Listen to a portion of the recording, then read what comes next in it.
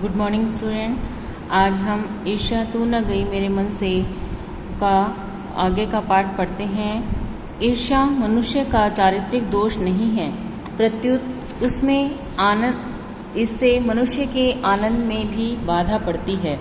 जब भी मनुष्य के हृदय में ईर्ष्या का उदय होता है, सामने का सुख उसे मंदिम सा दिखने लगता है। पक्षियों के गीत में जादू नहीं रह जाता और फूल तो ऐसे हो जाते हैं मानो वे देखने की योग्य ही नहीं हो। इसमें मनुष्य बताया कि ईर्ष्या है वो मनुष्य का चारित्रिक दोष नहीं है, प्रत्युत इसमें मनुष्य के आनंद में भी बाधा पड़ती है कि ये चारित्रिक दोष नहीं है, बल्कि क्या होता है कि जब मनुष्य किसी से ईर्ष्या करने लग जाता है, उसके मन में ईर्ष्या का भाव उदय होता है, तो उसके सामने जो सुख होते हैं वो भी उसे मंदिम से लगते हैं और ऐसा लगता है कि ये जो पक्षी संसार है वो सारहीन है। पक्षी हैं, पक्षियों के जो गुनगुनाते हैं उनमें भी उन गीत में भी उनको जादू नहीं लगता और फूल भी ऐसे हो जाते हैं उनके लिए मानो वे देखने योग्य ही नहीं हो, क्योंकि वो मन ही मन तो ईर्ष्या के द्वेष भाव से जलते रहते हैं और ऊपर से वो आनंद दिखाना चाहते हैं। तो ईर्ष्या के उत्पन्न होने से यह संभव नहीं है। तो आप इसको अंडरलाइन कर लेंगे। ईर्ष्या मनुष्य का चारित्रिक दोष से लेके योग्य की नहीं हो, यहाँ तक आप लोग अंडरलाइन कर लेंगे। आगे पढ़ते हैं। आप कहेंगे कि निंदा के बाण अपने प्रतिद्वंदियों को बेधकर हंसने में एक आनंद है और यह आनंद ईर्ष्यालु व्यक्ति का सबसे बड़ा पुरस्कार है। मगर यह हंसी मनुष्य की ही नहीं, राक्षस की हंसी होती है। यह आनंद दैत्यों का आनंद होता है। ईर्ष्या का एक पक्ष सचमुच ही लाभदायक हो सकता है, जिसके अधीन हर आदमी, हर जाति और हर दल अपने को अपने प्रतिद्वंदी का समकक्ष बनाना चाहता है, किंतु यह तभी संभव है जबकि ईर्ष्या से जो प्रेरणा आती हो वह रचनात्मक हो।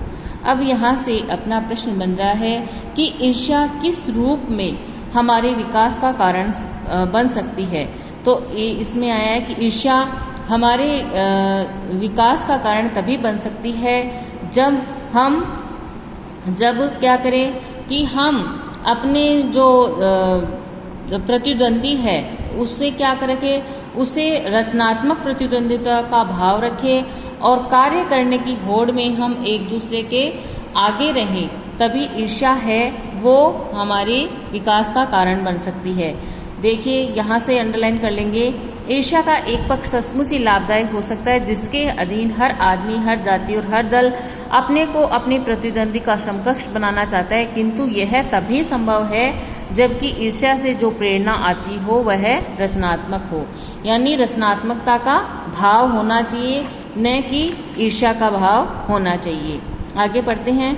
अक्सर तो ऐसा ही होता है कि ईर्ष्यालु व्यक्ति यह महसूस करता है कि कोई चीज है जो उसके भीतर नहीं है, कोई वस्तु है जो दूसरों के पास है, किंतु वह यह नहीं समझ पाता कि इस वस्तु को प्राप्त कैसे करना चाहिए और गुस्से में आकर वह अपने किसी पड़ोसी मित्र या समकालीन व्यक्ति को अपने से श्रेष्ठ मानकर उससे जलने लगता है, जबकि ये लोग भी अपने आप में शायद वैसे ही असंतुष्ट हो।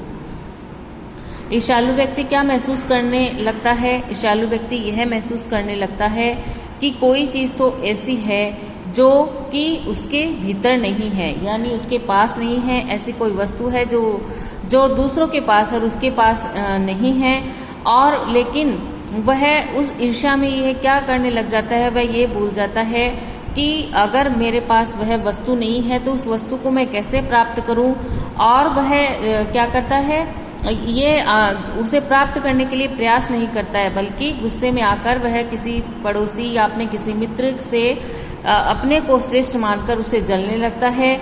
और जबकि क्या होते हैं, जो दूसरे लोग होते हैं जिनसे ये जलन रखता है वो भी शायद अपने आप में असंतुष्ट होते हैं। इसको भी आप अंडरलाइन कर लेंगे पूरा पैराग्राफी। आगे पढ़ते हैं। आपने यही देखा होगा कि शरीफ लोग यह सोचते हुए अपना सिर खुजलाया करते हैं कि फला आदमी मुझसे क्यों जलता है। मैंने तो उसका कुछ नहीं बिगाड़ा, और अमुक व्यक्ति इस कदर निंदा में क्यों लगा हुआ है। सच तो यह है कि मैंने सबसे अधिक भलाई उसी की है। अब यहाँ से भी प्रश्न यह बन रहा है कि शरीफ लोग क्या सोचकर अपना सिर खुजलाया करते हैं। तो यहाँ से अंडरलाइन कर लेंगे कि शरीफ लोग यह सोचते हुए अपना सिर खुजलाया करते हैं कि फला आदमी मुझसे क्यों जलता है, मैंने तो उसका कुछ नहीं बिगाड़ा, और अमुक व्यक्ति इस कदर निंदा में क्यों लगा हुआ है। सच तो यह है कि मैंने सबसे अधिक भलाई उसी की है। आगे पढ़ते हैं, ये पूरा अंडरलाइन करना है।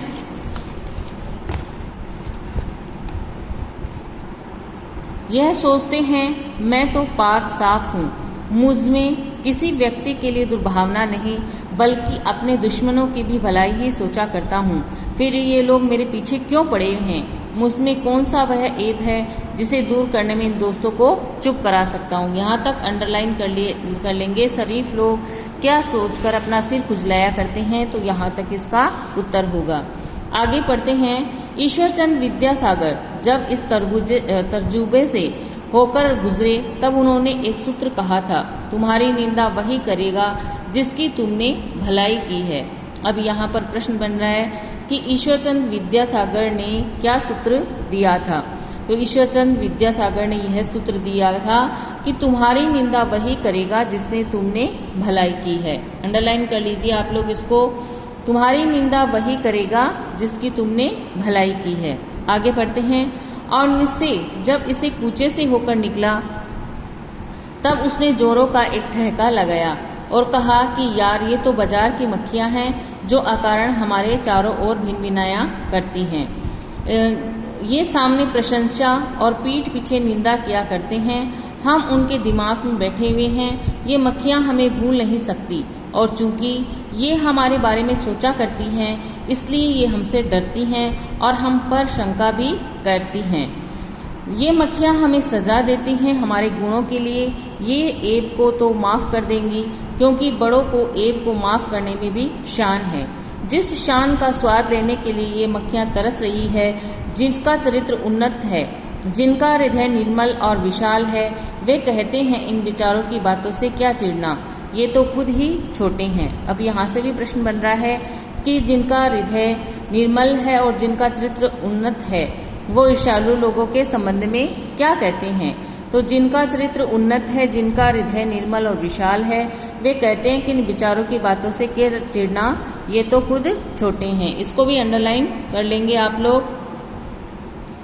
आगे पढ़ते हैं। जिनका दिल छोटा और दृष्टि संकीर्ण है, वे मानते हैं कि जितनी भी बड़ी हस्तियां हैं उनकी निंदा ठीक है, और जब हम प्रीति, उदारता एवं भल मानसहत का बर्ताव करते हैं तब भी वे यही समझते हैं कि हम उनसे घृणा कर रहे हैं, और हम चाहे उनका जितना उपकार करें बदले में हमें अपकार ही मिलेगा।